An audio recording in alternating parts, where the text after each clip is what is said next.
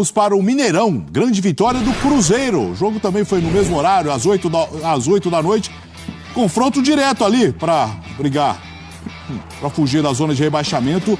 3-0 para o Cruzeiro. O Cruzeiro, segunda vitória seguida, dá uma desgarrada, chega agora a 12º lugar, com 37 pontos. O Bahia ficou nos 34. Eu fiquei surpreso, não com a vitória do Cruzeiro, né? Ela poderia acontecer, mas com a largura dessa vitória. Porque o Cruzeiro é um time, durante toda a competição, que sofre para fazer gol. Sofre muito. Ou cria pouco, ou cria e não aproveita. E o Cruzeiro vinha jogando, assim, um dos piores níveis de futebol do Brasileirão. E aí ele tinha pela frente o Atlético Mineiro em boa fase na Arena MRV, primeiro clássico na casa nova do Atlético. E o jogo de hoje contra o Bahia, que nas mãos do Rogério deu uma arrancada interessante. Bahia é uma das melhores campanhas, ou era uma das melhores campanhas do segundo turno.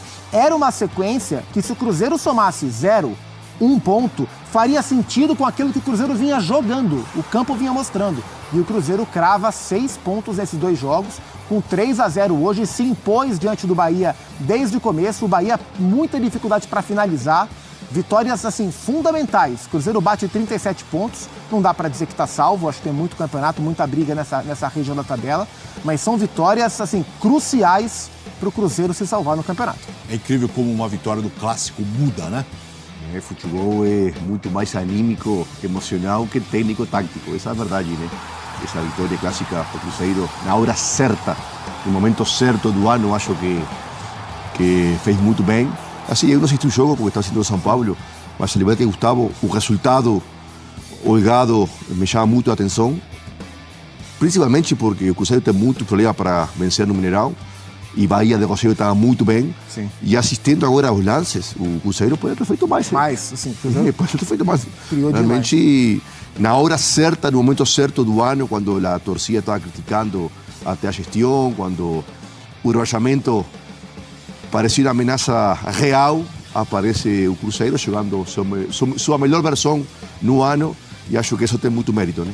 E bota o Bahia de novo na briga, assim, porque o Bahia, na briga que ninguém quer estar, né? Porque os últimos resultados do Bahia e a vitória sobre o Fortaleza, e viralizou de maneira muito merecida, né? O discurso muito bonito do Rogério sobre querer vencer o tempo inteiro, dava a impressão que o Bahia tinha ali margem para dar uma arrancadinha e sofrer menos.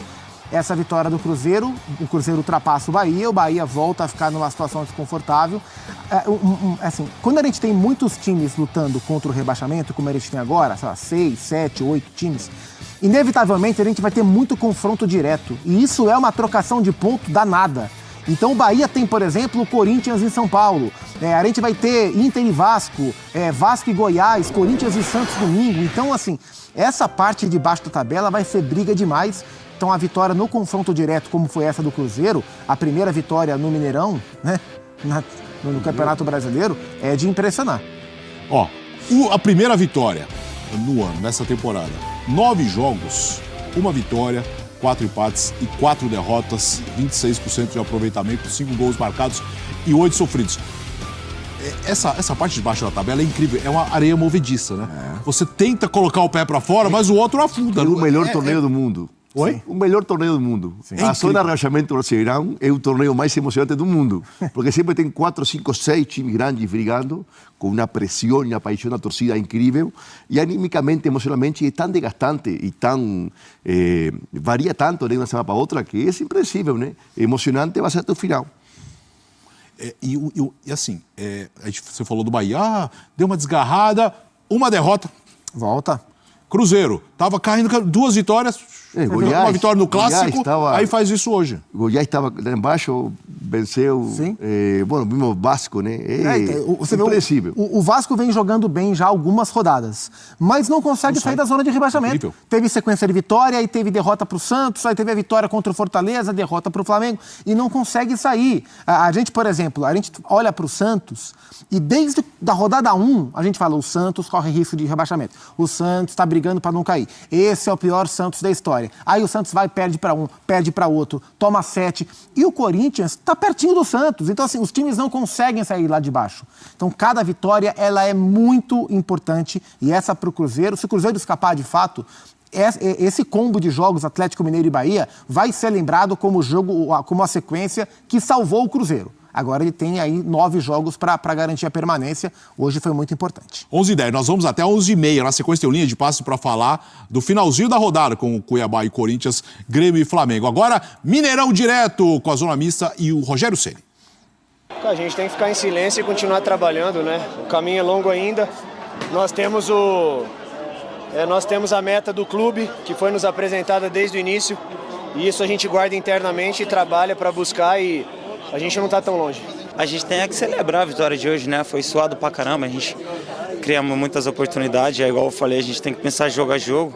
Agora é celebrar essa vitória de hoje, amanhã é um novo dia, a gente continua olhando para cima, que é o nosso objetivo, é a permanência. Eu sou um jogador que eu já falei para vocês, que eu sou um jogador que me cuido muito, não sou de machucar, graças a Deus. Agora é enaltecer o grupo, que foi fundamental, lá e aqui.